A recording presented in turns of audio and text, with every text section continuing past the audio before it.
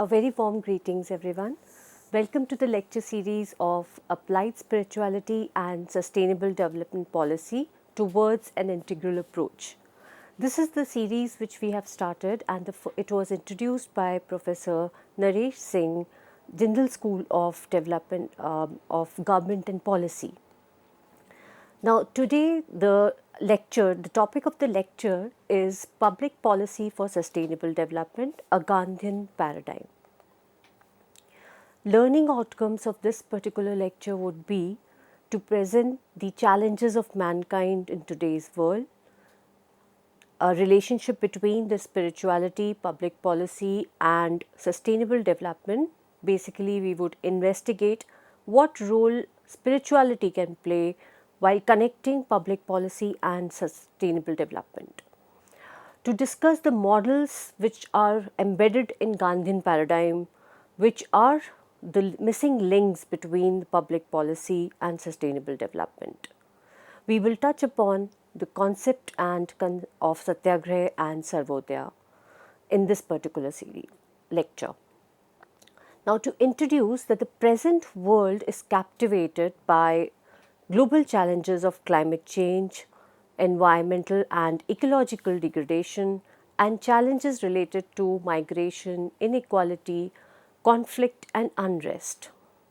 On the economic front, what we face today is excessive consumerism, and economic growth has ignored the fundamental aspects which were supposed to be embedded, and they are welfare, non-materialistic well-being and environmental sustainability. On the socio-political front dimension also, we see that there is a development discourse that has resulted into poverty, unequal distribution, socio-economic exclusion, social and political unrest and conflict. We also see that all this has resulted into finally what we see is human ethics, equity and inclusivity have been majorly compromised and discarded from the systems. It is these reasons that we see a tremendous disconnect that has resulted and into a gap between the development and public policy and the development of real development of human well-being, which should have been established through these policies, but it is no more existing. The environmental imbalance is also a result of systematic avoidance of all the attributes discussed here. Human beings have taken a departure from their true self. They themselves are not connected to their own self, and it is this reason that has distanced humans from the rest of the species in the ecosystem. When humans they themselves have departed from their own self, how can they be connected to the other species around them? Based on this, spiritual inquiry, ethical value judgment and cosmic interdependence, today we explore the Gandhian notion that constitutes a building block for this non-violent socio-economic system which is guided by empathy and law of non-possession. In addition, these attributes of empathy and non-possession which are developed and they are profound and they are inseparable and they are linking the ecology, environment and humans all together. The ethical responsibility is not just limited to the socio-economic and political system, but it is also equally embedded or equally important for environmental and ecological sustainability. As a result, we see that Gandhian ideology that advocates self-governance, which is a key driving force for self-transformation. Political governance is driven by this service for humankind and humanity, and that guards and protects the dignity and respect of all individuals on this planet. It is not only the dignity of humans, it is the existence of non-humans equally taken care of. The present, now we will introduce what is the rationale that spirituality should be an important, and what kind of role it has to play in the development process, and how, what kind of role, what kind of a development process you see when you talk about in context of spiritual framework. The present development process has immensely failed to appreciate and signify the non-use values, non-materialistic and altruistic values of both living and non-living entities. It has led to a socio-economic framework that is not at all sustainable. And this is the reason that one creates a space for something which is more non-materialistic and which is more altruistic. As a result, we see a spirituality which is an evolved self acknowledges the truth of the mankind. On one side, we can take the attributes of spirituality which helps us recognize our own self and the truth, and it becomes a driving source of a service for the humanity. And also it recognizes the essence of altruistic values, and therefore the recognition is plausible only through the upliftment and evolution of one's own self, and that is your inner self. If we do not uplift and if we do not move towards upliftment and enhancement, one cannot see what, one cannot visualize the holistic picture of mankind and the whole creation. Another reason of putting forward the case of spirituality and the role of spirituality in public policy is the indivisibility that it proposes of superconsciousness, and that is realized and manifested through the policies. Policies which are driven with the source of spiritual attainment and vision. They are more connected and they are more indivisible, and they reflect the whole creation as such. The only vision and purpose of policy is selfless service, and this is possible only when a policy is driven by the whole concept of indivisibility as well as interconnectedness. It is not only for the humans but also for the entire ecosystem altogether.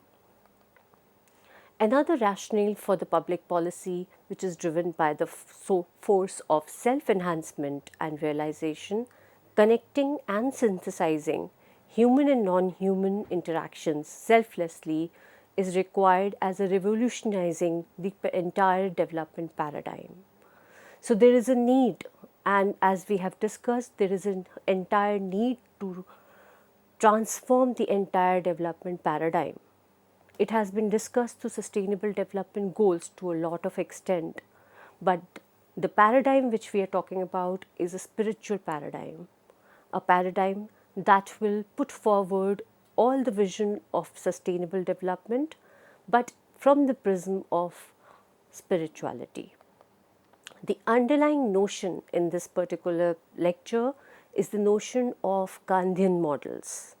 We would see that one by one we will discuss the Gandhian concept and Gandhian models, and we would see how they all unfold the complexities of public policy, the conflict resolution, social justice and law, environmental and ecological sustainability, and finally we see that we are stepping towards sustainability in the true sense. The notion of superconsciousness is something which is proposed as a state of mind that can acquire knowledge through meditation and other related practices, and that enable us to assess our subconscious mind. We would be able to access and tap our subconscious energy or mind. Such practices are placed under the scope and prism of spirituality. Thus, in the framework of spirituality, it is the state of mind when the indivisibility and of superconsciousness entails that human consciousness is connected naturally to one another. When we take indivisibility and one as a superconscious entity, then all of us are in that umbrella connected to one another. If our consciousness is connected deeply, then the associated challenges of all human life are also connected to one superconsciousness. And it is not only limited to human life, it is all the existing species on the planet, and they are indivisible. It is evident that all present global challenges are interconnected to each other, and we have seen systematically over the period of time that every challenge is connected to other challenge, and therefore a framework, a holistic, a completely augmented framework that augments the explanation for all challenges is the need of the hour. Moreover, spirituality is devoid of time and space. Therefore, the complexities that are related to sustainable development must be addressed in the context that is free of time and space. So, when we talk about sustainability, we talk about sustainability irrespective of time and space, and it is what the result of spirituality is.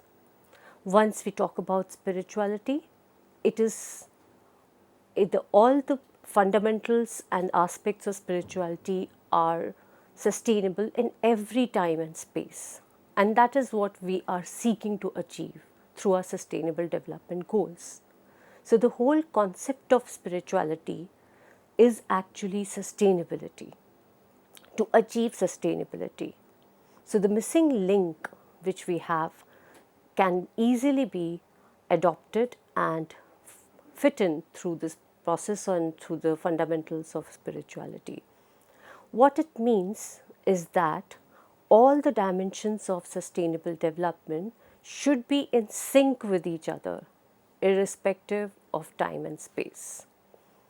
The present development models, which are devoid of the development, we have seen all the development models over the period of time, they have functioned throughout years and eras and different eras, and they have been devoid of the true meaning of development.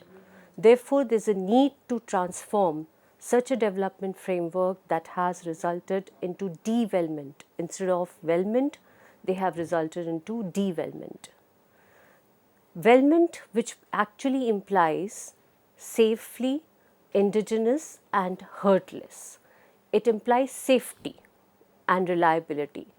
Development is the stage of progress based on decisions and actions intended to the kind and helpful. The main focus and the base of development is to be kind and helpful and integrate all. In other words, the decisions and the systems that are directed towards well-being of all. It is this purpose of development. So basically, development is devoid of development, which we call as development. Now, spirituality could be viewed in the journey of the outer world towards the inner world. One way of looking at spirituality is that we always try to move from the outer world to the inner world. This journey of inner self towards our own self-upliftment could be synchronized with the socio-economic development of the society or the humankind as a whole. When this journey from outer to the inner world and uplifting our inner world to a better level, to higher levels of consciousness, entire journey, when this is integrated with the overall socio-economic development, then that can be referred to as sustainable development in the true sense. Spiritual endeavor is considered as a journey towards evolution of human beings, while sustainable development is the pathway to achieve the overall development of socio-economic systems that sustains human life. Spirituality is an exploration of a state or a bliss, you can also call it as euphoria, while sustainable development is a journey towards sustainable growth. One can see the two are disconnected, but the main purpose and the whole aim of the journey is same. One is going towards the inner self and the other is going to the outer world. It is a state, sustainable goal or development is a state of general equilibrium. In economics, we call it as Pareto optimality.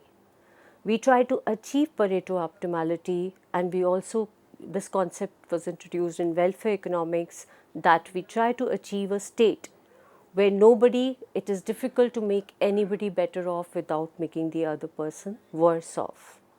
This state, which is a sustainable state and a blissful state, which is called as a Pareto state, this state we talk about in case of sustainable development goals.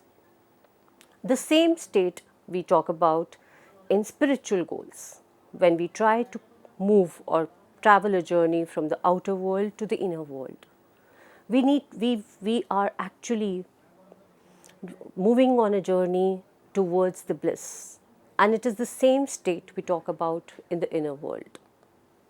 Therefore, there exists a massive potential, a tremendous potential for synchronizing both the pathways of growth and inner upliftment.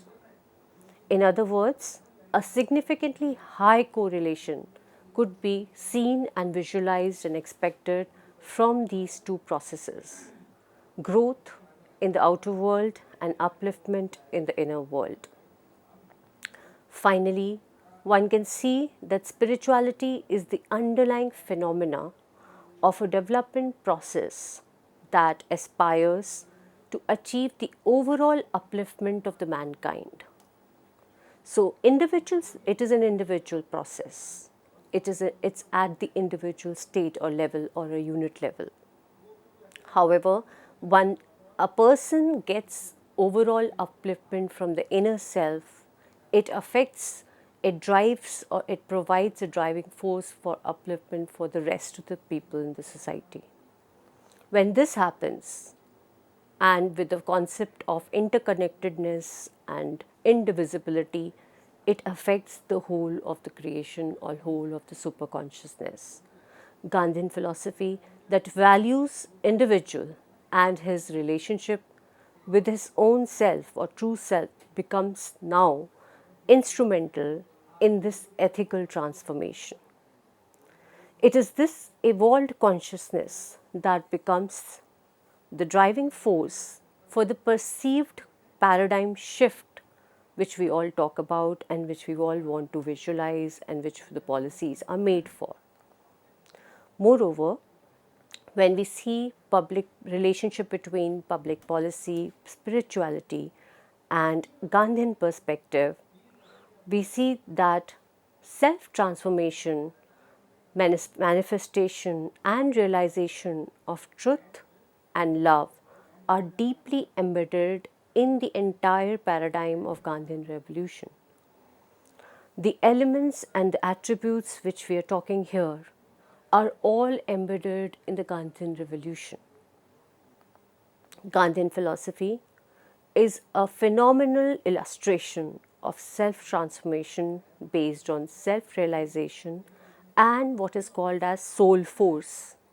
It is this soul force which is discussed in the concept and discourse of Satyagraha.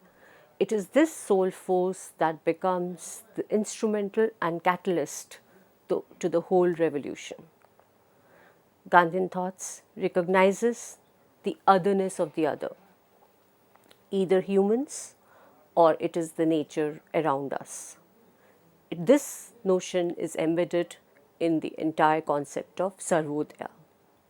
Sarvodaya is a huge concept, and it's a concept that it's a concept, or you can say it's a discourse that brings into all the types and all the attributes which we are discussing, missing attributes in the entire development process, based on spiritual inquiry, ethical value judgment, and cosmic interdependence. The Gandhian notion constitutes a building block of non-violent socio-economic system guided by empathy and law of non-possession. Gandhian thought is primarily guided by self-upliftment and transformation. Philosophical inquiry of truth and ethical value judgment, these are underlying in all the models which we will discuss and we have been discussing in the Gandhian perspectives. It distinguishes them from the other development paradigms which are existing. The unique aspect of this philosophy is the inquiry of truth and ethical value judgment within your own development or inner upliftment. A person seeks to achieve their inner upliftment on his or her own. So, unless you do this exercise and process of your effort to achieve your own spiritual upliftment, one cannot visualize and see the entire change in the paradigm or entire transformation in the paradigm or paradigm shift unless it happens at an individual level. Originating from the ethical inquiry and value judgment, Gandhian models are comprehensive. They span the huge spectrum of human existence or civilization. The role of the state in this case is motivated by the service of mankind, ethics and justice. So the state has a very instrumental, and you can say it has a very remarkable role in motivating the service for mankind. State is there for the service and individuals are there for the upliftment of the inner self. So these are the aspects which are deeply embedded in the Gandhian framework, which provide us the basis and the fundamental underlying basis which will help us visualize a transition at a public policy level, and a public policy level will be a breakthrough connecting an individual level not only for a materialistic upliftment but for a spiritual upliftment which can be categorized as a holistic, comprehensive, sustainable development policy. Thus, one can see that it is the Gandhian thought process which has all the attributes which have resulted into various concepts under the paradigm of Gandhian philosophy, which will definitely revolutionize the public policy when thought about and implemented from this angle. We can also see various development models which have existed till now and which are on the fundamental basis of forces of demand and supply. We have been creating models after models based on the materialistic framework, and those materialistic frameworks are based on the forces of demand and supply. They function on invisible hands of profits, which are responsible for capitalism and to grow uncontrolled manner, and which is detrimental to the extent that it destroyed all the human values in the ethics. If one focuses only on the materialistic aspect and capitalism, definitely it will hamper and harm the human values, ethics, empathy, and the overall development of the inner self. Once this is done, we also see several other models like Keynesian model. The notion of Keynesian, where we were supposed to increase the demand, and that increase in the demand was supposed to be distributed by the multiplier in various, the growth was supposed to be distributed by the process of concept of multiplier, where the poorest of the poor receives its just portion. So we see the failure of Keynesian model, and we also see the political economy working as a vested interest. We continue talking about the entire development models and how they have failed to achieve their goals after a short break. Thank you so much.